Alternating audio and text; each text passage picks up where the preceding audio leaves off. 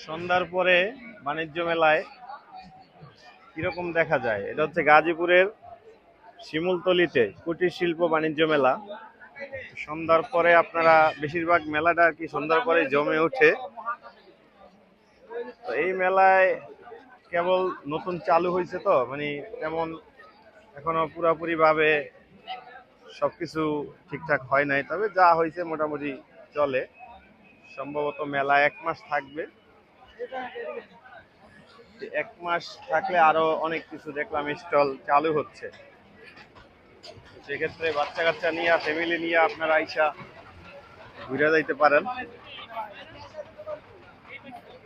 অনেক আইটেম আছে যেগুলো আর কি না থাকলেই নয়। তো তেমন আহামরি কোনো চমক দেওয়ার মতো আইটেম আমি এই মেলায় দেখি নাই। আপনি বাহির থেকে যে পণ্যগুলা কিনতে পারবেন, ধরেন গাজীপুরের বিভিন্ন বড় বড় মার্কেট থেকে যে পণ্যগুলো কিনতে পারবেন সেইগুলো আপনি মেলায় আসলে পাইবেন।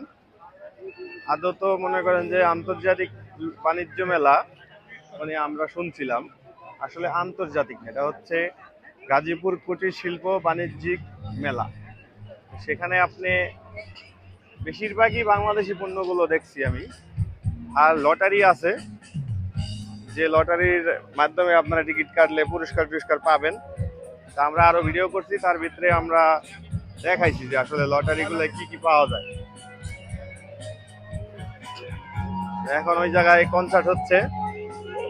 এই যে গানের শব্দটা আপনারা শুনতে পাচ্ছেন আর কি, এই যে কনসার্টে, এটা সম্পূর্ণ লাইভ, মানে ওইখান থেকে সরাসরি। আর ওনাদের একটা ইউটিউব ফেসবুকে একটা চ্যানেল আছে, ওইখানে তারা প্রতিদিন লটারির টিকিট কাটে, এটা লাইভ দেয়, বাসায় বসেও দেখা যায়।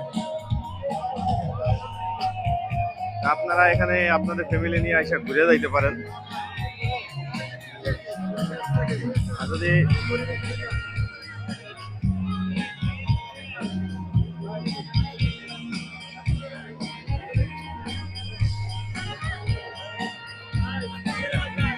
আস্তে আস্তে আমরা মঞ্চের দিকে যাচ্ছি, বাট একদম সরাসরি এখানে গানের ব্যবস্থা করা হয়েছে।